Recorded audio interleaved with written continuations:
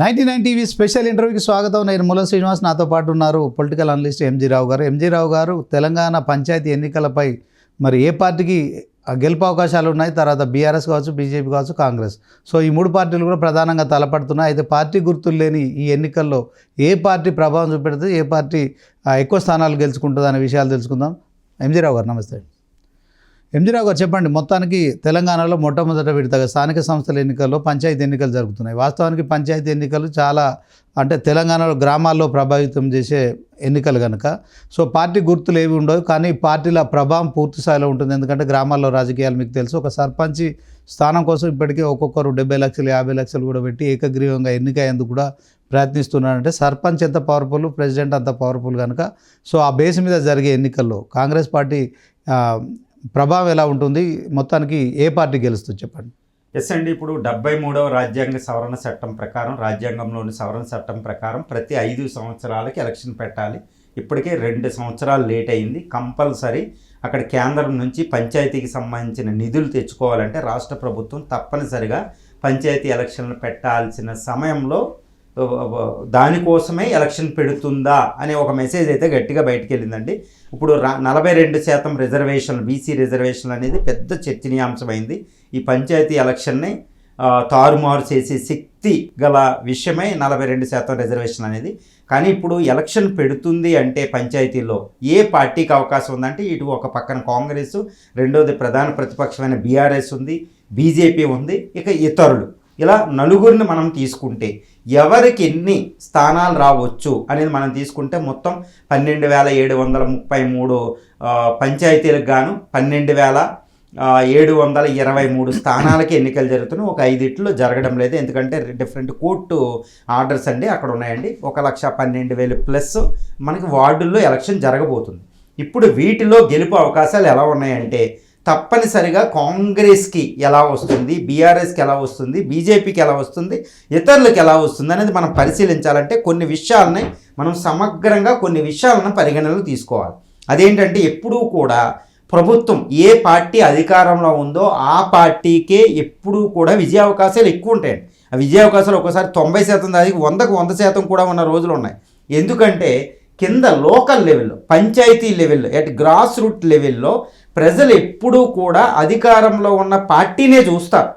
వాళ్ళు ఈ ప్రభుత్వం ఎలా పనిచేస్తుంది అనేది వాళ్ళు ఎప్పుడూ పరిగణించరు పంచాయతీల్లో. ఎందుకంటే అసెంబ్లీ ఎలక్షన్లో పంచాయతీల్లో ఉన్న ప్రజలు, ఓటర్లు, వాళ్ళ యాటిట్యూడ్ వేరుగా ఉంటుంది. వైఖరి ఏంటంటే ఈ పార్టీ మార్చాలా, మార్పుకు సంబంధించి ఉంటుంది. కానీ ఈ పంచాయతీలు ఏంటంటే the beauty of panchayat election ఇండియాలో ఏంటంటే అభివృద్ధి అనే దానికి ఎక్కువ ప్రాధాన్యత ఇస్తారు. అందువల్ల ఎప్పుడు అధికారంలో ఉన్న పార్టీకి ఓటేయడం వల్ల, పంచాయతీ ఎలక్షన్లో గెలవడం వల్ల నిధులు వస్తాయి అనేది ప్రధాన ప్రభావం ఉంటుంది ఎప్పుడు కూడా. అందుకనే అధికార పక్షానికి ఎప్పుడు ఓటింగ్ ఉంటుంది.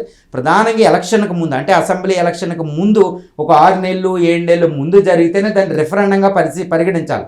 ఇప్పుడు కేవలం 2 సంవత్సరాలే కంప్లీట్ అయింది కాబట్టి ఇంకా 3 సంవత్సరాలు ఉంది కాబట్టి కింద గ్రాస్ రూట్ లెవెల్లో పంచాయతీలో ఓటర్లు మాత్రం అభివృద్ధికే ప్రాధాన్యత ఇస్తారు. కాబట్టి అధికార పక్షంలో గెలవడం వల్లే వాళ్ళకి అభివృద్ధి ఉంటుంది అనేది ఉంటుంది, కానీ మార్పుకు వాళ్ళు కోరుకోరు. అది ప్రధానం. కాబట్టి కాంగ్రెస్కి విజయ అవకాశాలు అంటారు ఎక్కువగా ఉంటాయి. రెండో విషయం ఏంటంటే ఇది కాంగ్రెస్ వీటికి సంబంధించి ఎమ్మెల్యేలు ఎక్కువ ఉంటారు, ఎంపీలు అధికారంలో ఉంది కాబట్టి వాళ్ళకి ఎమ్మెల్యేలు ఎక్కువ ఉన్నారు కాబట్టి వాళ్ళ అధికారం వచ్చింది. ఇప్పుడు ఎమ్మెల్యేలు, ఎంపీలు వాళ్ళ ప్రభావం ఎక్కువగా కనిపిస్తూ ఉంటుంది. ప్రతిపక్షానికి ఎమ్మెల్యేలు, ఎంపీలు తక్కువగా ఉంటారు కాబట్టి వాళ్ళ ప్రభావం అంతగా ఉండదు కింద వీటిలో. ఇది ప్రధానంగా అంటే పార్టీల జెండాల మీద వేసే ఎన్నికలు కావు, కానీ పార్టీల ప్రభావం మాత్రం చాలా ఎక్కువ ఉంటుంది. గ్రాస్ రూట్ లెవెల్లో పార్టీల పరంగానే దాన్ని చూస్తారు. కాకపోతే ఈ నామినేషన్ వీటిలో పార్టీలు ఉండవు, ఎక్కడ ఉండవు, సీఎం లెవెల్లో ఎక్కడ వెళ్ళరు. కాకపోతే ఈ పార్టీల పరంగానే క్యాండిడేట్లు అక్కడ నిలబెడుతూ ఉంటారు. చూడండి, ఇప్పుడు రాష్ట్ర ప్రభుత్వం ఏమంటుంది, సీఎం గారు 42% టిక్కెట్లు మేము బీసీలకు ఇస్తాము అంటే పార్టీల ప్రభావం ఉంటుందని అర్థం కదా. ఈ విషయాన్ని మనం పరిగణనలు తీసుకు కాబట్టి ఎమ్మెల్యేలు, ఎంపీల ప్రభావం ఎక్కువ ఉంటుంది. రెండు, ఈ నిధులు అనేది ప్రధానం.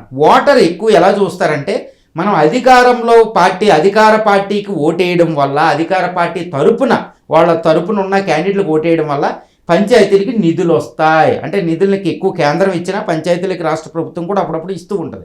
రెండు, ఎంపీ ల్యాడ్స్ అనేది, ఎమ్మెల్యే ల్యాడ్స్ అనేది ఈ నియోజకవర్గాలకు ఒక నిధులు ఉంటాయి. అంటే ఎమ్మెల్యేలు, ఎంపీల నుంచి కూడా ఎక్కువ నిధులు వస్తూ ఉంటాయి.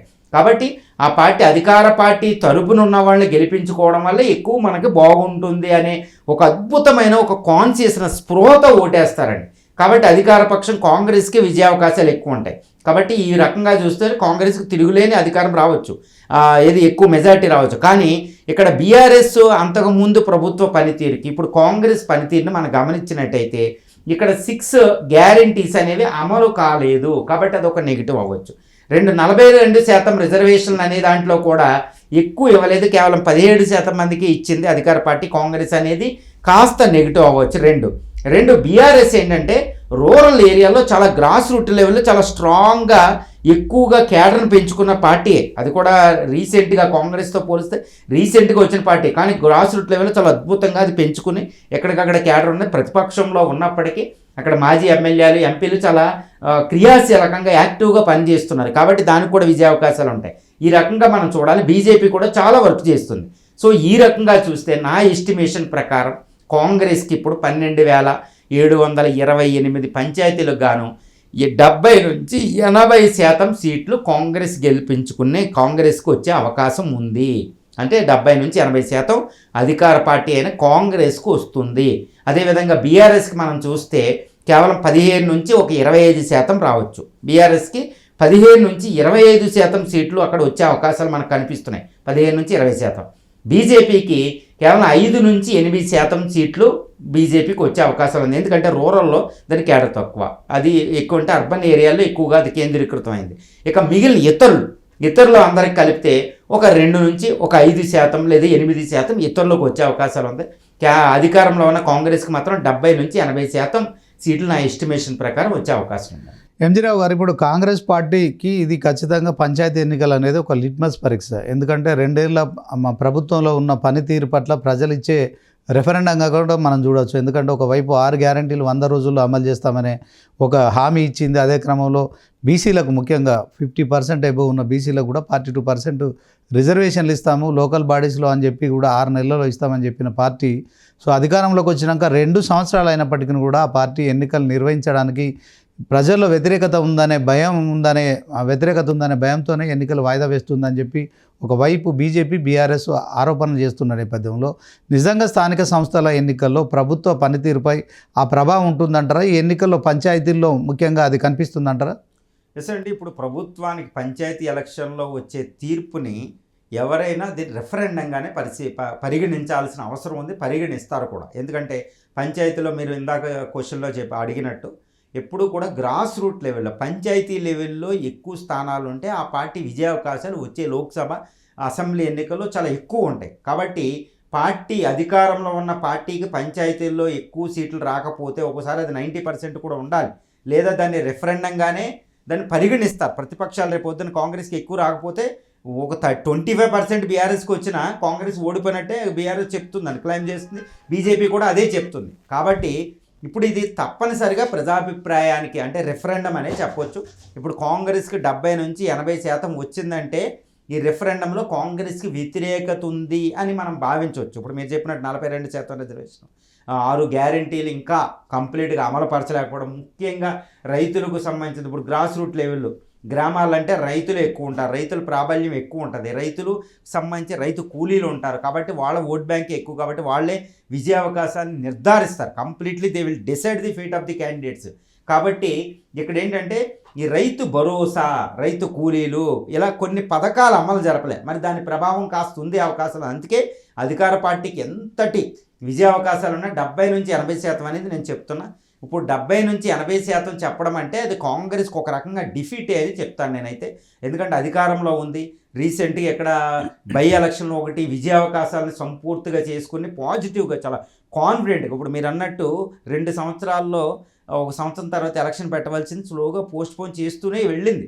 ఎందుకంటే అక్కడ కొన్ని పథకాలు అమలు కాలేదు. కాబట్టి ఇప్పుడు ఈ బై ఎలక్షన్ తర్వాత చాలా కాన్ఫిడెంట్గా కాంగ్రెస్ పార్టీ అధికార పార్టీ ఎలక్షన్కి వెళ్తుంది. అంటే విజయావకాశాలు మెరుగుపడినాయని, అంటే 100% వస్తాయని కాదు.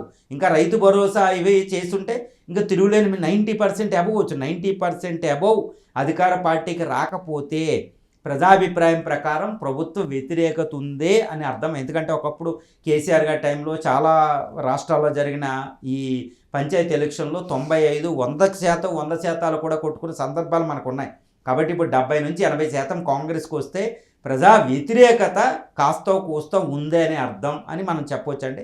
90% అబోవ్ కొట్టుకుంటేనే అధికార పార్టీ ఇప్పుడు కాంగ్రెస్కి పూర్తిగా ప్రజాభిప్రాయంలో కూడా తిరుగులేని ప్రజాభిప్రాయం దీనికి అనుకూలంగా ఉంది ప్రభుత్వ పనితీరుకని మనం చెప్పవచ్చు. ఎంజీ రావు గారు, మీరు చెప్తున్నారు ఓకే 6 గ్యారంటీలో ముఖ్యంగా మన మహిళలకు 2500 పింఛన్ ఇస్తా ఉన్నారు. అదే క్రమంలో కళ్యాణ్ లక్ష్మితో పాటు అంటే ₹1,00,000 ఇస్తున్నారు, దానికి తులం బంగారం అదనంగా ఇస్తామని చెప్పారు. ఇక రైతు కూలీలకు సంబంధించిన అంశంలో ఇంతవరకు ఒక రైతు కూలీ కూడా 12,000 ఇస్తామన్నారు, ఇవ్వలేదు. రైతు భరోసా విషయంలో కూడా 15,000 ఇస్తామన్నారు, కేవలం 12,000 మాత్రమే ఇస్తున్నారు. సో ఇవన్నీ గ్రామీణ ప్రాంతాల్లో ముఖ్యంగా మహిళలకు సంబంధించిన 2500 అందరికి ఇస్తామని చెప్పి, అంటే ఓటర్లు ఎంతమంది ఉన్నారో అందులో సగం మంది మహిళలు ఉంటారు కనుక ఆ మహిళలకు ఇస్తా అన్న పింఛన్ విషయంలో కాంగ్రెస్ ఇప్పటి వరకు ఎప్పుడు ఇస్తామనే దాంట్లో క్లారిటీ లేదు. అదే క్రమంలో సో ఇది ఈ అంశాలన్నీ కూడా ప్రభావితం చేసే పరిస్థితి ఉంటుందంటారా? ఎస్ అండి, తప్పకుండా ప్రభావితం చేస్తాయి. కాకపోతే కాంగ్రెస్ 6 గ్యారెంటీలను అమలుపరచలేకపోయినా సన్నబియ్యం పథకం అని, రేషన్ కార్డులు ఇవ్వడం అనేది ఒక పెద్ద పాజిటివ్ అవుతుంది. 2, నేను మొదట్లోనే చెప్పాను, ఎన్ని పథకాలు ఎలా ఉన్నా ఈ ప్రభుత్వ పనితీరు బాగోలేదు ఉంది, దీన్ని మార్చేద్దాం అనే వైఖరితో కింద ప్రజలు పంచాయతీ ఎలక్షన్లో ఉండరండి. ఎందుకంటే అక్కడ ఇప్పుడు ఆల్రెడీ ఎగ్జిస్టింగ్ ఎమ్మెల్యేలు, ఎంపీలు ఎక్కువ పర్యటనలు, వాళ్ళ ప్రభావం ఎక్కువ ఉంటుంది, క్యాడర్ ప్రభావం ఎక్కువ ఉంటుంది. ఎప్పుడు కూడా అపోజిషను మొన్న రీసెంట్గా అంటే 2 సంవత్సరాల క్రితం ఓడిపోయింది కాబట్టి దాని క్రియాశీలకం తక్కువ ఉంటుంది. ఇక్కడ ప్రజలు మార్పు అనే దృష్టితో ఓటు వేయరు. కాబట్టి ప్రభుత్వం పనితీరు అంతగా బాగోపోయినా, ఇంకా అన్న పథకాలు చేయలేకపోయినా మేనిఫెస్టోలో చెప్పినట్టు ఇక్కడ మార్పు అనే దృష్టితో ప్రజలు ఓటేయకుండా అభివృద్ధి వచ్చే నిధులు ఎలా వస్తాయి అంటే ఎమ్మెల్యేలు, ఎంపీల నుంచి పంచాయతీ నిధులు, రాష్ట్ర ప్రభుత్వం నుంచి మనకి నిధులు రావాలి, పంచాయతీలు అభివృద్ధి జరగాలి. ఎందుకంటే ఒకటి గుర్తుపెట్టుకోవాలి, పంచాయతీ ఎలక్షన్లో ఎక్కువ క్రియాశీలకంగా మనం ఒక విషయాన్ని పరిగణించాలండి. ఇది ఎమ్మెల్యే ఎలక్షన్లో, ఎంపీ ఎలక్షన్లో అయితే, లోక్సభ, అసెంబ్లీ అయితే ఎక్కడో దూరపు క్యాండిడేట్ వచ్చి మాట్లాడుతూ ఉంటారు, వీళ్ళకి సంబంధాలు ఉండవు. కానీ పంచాయతీ లెవెల్లో, గ్రాస్ రూట్ లెవెల్లో అదే పంచాయతీలో నివసిస్తున్న ప్రజల మధ్యలోంచి ఒకళ్ళు వస్తారు, గుర్తుపెట్టుకోవాలి. ఓకే, అదే ప్రజల మధ్యలోంచి ఒకళ్ళు వస్తారు.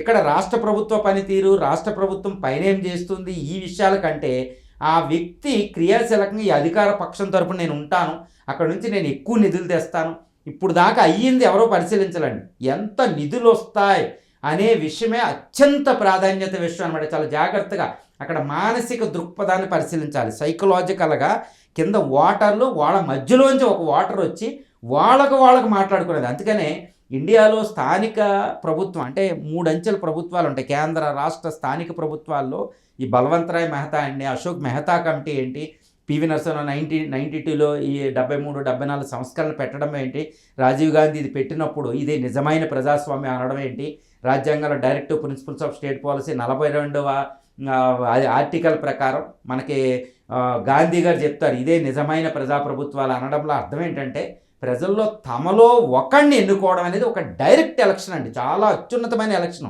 ఇక్కడ రాష్ట్రాలు ఇవన్నీ పనితీరు అనేది ఉండొచ్చు, కానీ దాని ప్రభావం అంత ఉండదు. వాళ్ళు మాట్లాడుకుని తనలో ఒకడు వచ్చి డైరెక్ట్ గవర్నెన్స్ ఉంటుంది. కాబట్టి తనలో ఒకరు ఓటర్ ప్రభావం ఎక్కువ ఉంటుంది. కాబట్టి అధికార పక్షం నుంచి వచ్చిన వాళ్ళ వ్యక్తులు కాన్ఫిడెంట్గా ప్రచారం చేయగలుగుతూ ఉంటారనమాట. కాబట్టి మేము రాష్ట్ర ప్రభుత్వం నుంచి ఇదేస్తా ఎమ్మెల్యే, లోకల్ ఎమ్మెల్యే నాకు కనెక్షన్ ఉంది, లోకల్ ఎంపీ ఉంది, ఎంపీ ల్యాడ్స్ నుంచి, ఎమ్మెల్యే నుంచి ఎక్కువ తెస్తాను, నేను ఇది చేయగలుగుతాను అనేది ఎక్కువ ప్రభావితం ఉంటుంది. అదే అపోజిషన్ పార్టీ నుంచి వాళ్ళ తరపున నిలబడే వ్యక్తికి అంత ప్రాధాన్యత అక్కడ ఉండదు. అందుకని అధికార పక్షం తరపునే ఎక్కువగా స్థానిక ప్రభుత్వాల్లో గెలుపు అవకాశాలు ఎప్పుడు ఎక్కువ ఉంటాయి. ఇండియా ట్రెండ్ అనమాట, అది ట్రెండ్ సెట్ అయిపోయింది. ఎందుకంటే ఓటర్ యొక్క మానసిక ప్రవర్తన అలా ఉంటుంది. కాబట్టి అధికార పక్షమైన కాంగ్రెస్కి 70 నుంచి 80% వస్తాయి. కాకపోతే ఇప్పుడు 42% రిజర్వేషన్ మీరు అన్న పథకాలన్నీ ఈ 2000 ఇవన్నీ ఇవ్వకపోవడం వల్ల అది 90% అబోవ్ అనేది రాదు అనేది నేను ఖచ్చితంగా చెప్పగలుగుతాను. అంటే ఒకవైపు మోసపూరితమైన హామీలు ఇచ్చారు, ప్రజల్ని మోసం చేశారని చెప్పి బీఆర్ఎస్, కాంగ్రెస్ ప్రభుత్వంపై చాలా వ్యతిరేకత ఉంది. పంచాయతీ ఎన్నికల్లో ఎక్కువ శాతం మేమే గెలుస్తామనే కాన్ఫిడెన్స్ కూడా వ్యక్తం చేస్తుంది కదా, నిజంగా అలాంటి పరిస్థితి ఉంటుందా ఎంజీ రావు గారు? ఎస్ అండి, ఇప్పుడు బీఆర్ఎస్ అద్భుతమైన గవర్నెన్స్. కేసీఆర్ గారు 10 సంవత్సరాలు తెలంగాణ ఫామ్ అయిన తర్వాత 2014 నుంచి 2024 వరకు వండర్ఫుల్ అడ్మినిస్ట్రేషన్ చేశారు. ఆయనకు ముఖ్యంగా రైతు బంధు పథకం చాలా ప్రాధాన్యత వచ్చింది. రైతు దళిత బంధు అని ఇలాంటి పథకాలు, తర్వాత జల విద్యుత్ శక్తి ప్రాజెక్టులకు వీటికి సంబంధించింది, వ్యవసాయ అభివృద్ధి, తలసరి ఆదాయంలో తెలంగాణ రాష్ట్రం మొత్తం దక్షిణ భారతదేశంలోనే ఒక ఫస్ట్ ప్లేస్కి వెళ్ళడం, జీడిపి విస్తృతంగా పెరగడం, ఇండస్ట్రియల్ పాలసీ, ఇవన్నీ కూడా ఒక అద్భుతమైన ప్రగతి ఉంది, మనం మర్చిపోకూడదు. కానీ కాంగ్రెస్ దాన్ని అధిగమించి అది అధికారంలోకి వచ్చింది. అంటే బీఆర్ఎస్ మొత్తం 0 సీట్లు పట్టుకెళ్లే పరిస్థితి ఇక్కడ లేదు. అధికార పక్షానికి ఎప్పుడు మెజారిటీ ఉంటుంది. కానీ ఇక్కడ బీఆర్ఎస్కి నేను ఏం చెప్తున్నాను అంటే 15 నుంచి 25% సీట్లు గెలవబోతుంది అంటున్నా. అంటే ఏంటి, 15 నుంచి 20% గెలిచిన, 15% గెలిచిన అది బీఆర్ఎస్కి ఒక అత్యున్నతమైన విజయం అని చెప్పొచ్చు. ఎందుకంటే ఎప్పుడు కూడా అధికార పక్షానికి పంచాయతీ ఎలక్షన్లో పూర్తి మెజారిటీ ఉంటుంది. అంతకుముందు కేసీఆర్ గారు పెట్టినప్పుడు పంచాయతీ ఎలక్షన్లో కూడా మనకు మెజారిటీ ఎంత ఉందో చూడండి, 90% అబౌవ్ 95% దాకా వచ్చేసినాయి. కాంగ్రెస్ అసలు గెలుపు ఏంది ఇలా అయిపోయింది, కానీ అధికారంలోకి వచ్చింది. ఇప్పుడు బీఆర్ఎస్కి 15 నుంచి 25% మధ్యలో సీట్ల పంచాయతీల్లో కొట్టడం అంటే అది ఘన విజయం అని చెప్పొచ్చండి, తిరుగులేని విజయం. కాబట్టి కాంగ్రెస్ ఇంకా పథకాలన్నీ అమలుపరిచి ఇవన్నీ అమలుపరిచి ఉంటే ఈరోజు బీఆర్ఎస్కి అవి కూడా లేకుండా 10% బిలోకి వచ్చింది. కానీ 15 to 25% బీఆర్ఎస్ కొట్టబోతుందంటే అది అద్భుతమైన ఘన విజయం అని చెప్పవచ్చు. ఓకే, ఎంజీ రావు గారు, ఇప్పుడు కేంద్రం నుంచి వచ్చిన నిధులతోనే గ్రామ పంచాయతీల్లో అభివృద్ధి జరుగుతోంది. 10 ఏళ్ళు బీఆర్ఎస్ పట్ల ఉన్న వ్యతిరేకత, 2 సంవత్సరాలు ఉన్న కాంగ్రెస్ మీద ఉన్న వ్యతిరేకత, బీజేపీ పార్టీ నాయకులు చెప్తున్నారు మాకే అనుకూలంగా ఉండబోతున్నాయి, కేంద్రం నుంచి వచ్చే నిధులు తప్ప రాష్ట్ర ప్రభుత్వం అసలు అభివృద్ధికి నిధులు కేటాయించలేదు కనుక మేమే లోకల్ బాడీస్లో ముఖ్యంగా పంచాయతీలో అధిక స్థానాలు మేమే గెలుస్తామంటున్నారు. దీన్ని ఎట్లా చూడొచ్చు? అసలు ఇప్పుడు పంచాయతీలకి డైరెక్ట్గా కేంద్ర ప్రభుత్వం, కేంద్రంలోని పంచాయతీరాజ్ మినిస్ట్రీ నుంచి డైరెక్ట్గా పంచాయతీకి నిధులు వస్తాయని ఎవరికి తెలుసు? బాగా చదువుకున్న మేధావులకు కూడా ఇది చాలా తెలియదు. అంటే కింది ఓటర్లు ఏమనుకుంటారంటే రాష్ట్ర ప్రభుత్వం నుంచి నిధులు వచ్చినాయని ఎక్కువ మంది ఓటర్లకు తెలుస్తుంది. కేంద్రం నుంచి డైరెక్ట్గా పంచాయతీలకు నిధులు వస్తున్నాయి అనేది విషయం తెలియదండి. ఒకటి గుర్తుపెట్టుకోవాలి, కేంద్రం నిధులు ఇచ్చిన ఎవరు నిధులు ఇస్తున్నారు? అక్కడ ఫైనాన్స్ కమిషన్ చెప్పినట్టు ఇవి చెప్పినప్పుడు ఆ రాష్ట్రాల వాటాల్లో ఒక భాగం కింద ఉంటాయి. కాబట్టి బీజేపీ ఇవి మేము ఇస్తున్నాం, కేంద్రం ఇస్తుంది నిధులు అని చెప్పడం వల్ల ఎటువంటి ప్రయోజనం పంచాయతీల్లో ఉండదు. కాబట్టి దాని యొక్క అజెండాయే కుదరదనమాట. పంచాయతీ ఎలక్టోరల్ని ఓటర్స్ని డైరెక్ట్గా ప్రభావితం చేసే విషయాల అభివృద్ధి అని, ఈ పథకాలని, వీటి కోసం మాట్లాడాలి. అంతేగాని కేంద్రం నిధులు ఇస్తుంది కాబట్టి ఓటు అంతా మాకు పడుతుంది అంటే అది ఎక్కువ మంది ఓటర్లకు తెలియదు. కేంద్రం నుంచి డైరెక్ట్గా పంచాయతీలకు నిధులు వస్తాయని. ఇప్పటికీ కూడా పంచాయతీలకి ఎలక్షన్లు పెట్టడం అనేది కేంద్రం నిధులు అక్కడ ఆగిపోని అనే విషయం కూడా కింద ఓటర్లకు తెలియదు. వాళ్ళకి అభివృద్ధి తెలుసు, ఈ పథకాలు తెలుసు, వీటికి ఎక్కువ తెలుసు. చాలామంది నిష్ణాతులకు తెలియదండి. కాబట్టి బీజేపీ చెప్పింది అంతగా ప్రభావితం ఉండదు. 2, బీజేపీ కూడా ఇటు పట్టణ ప్రాంతాల్లోనే ఎక్కువ ప్రభావితం ఉంది కాబట్టి రూరల్ ఏరియాలో లేదు. గత అసెంబ్లీ ఎలక్షన్ చూడండి, అంతకుముందు అసెంబ్లీ ఎలక్షన్ చూడండి, ఎప్పుడూ కూడా అది ఎంపీ సీట్లు కొన్ని రూరల్ ఏరియాలో ఈ ప్రాంతంలో కొట్టవచ్చు, ఆదిలాబాద్ ఈ ప్రాంతంలో. కానీ ఎక్కువ రూరల్ ఏరియాలో బీజేపీ అనేది ఇంకా విస్తృతంగా, అటు కాంగ్రెస్ అనేది, తర్వాత ఈవెన్ లెఫ్ట్ పార్టీలు కూడా కొన్ని ప్రాంతాల్లో, నల్గొండ, ఖమ్మం ప్రాంతాల్లో ఉంది. కాంగ్రెస్ అనేది కూడా కింద క్యాడర్ ఉంటుంది. కానీ బీజేపీకి ఇంకా గ్రాస్ రూట్ లెవెల్లో, విలేజ్ లెవెల్లో క్యాడర్ అనేది పూర్తి బలవంగా తయారవ్వలేదు ఉన్నప్పటికీ. కాబట్టి బీజేపీకి ఎప్పుడూ విజయావకాశాలు ఇక్కడ కూడా తక్కువ ఉంటాయి.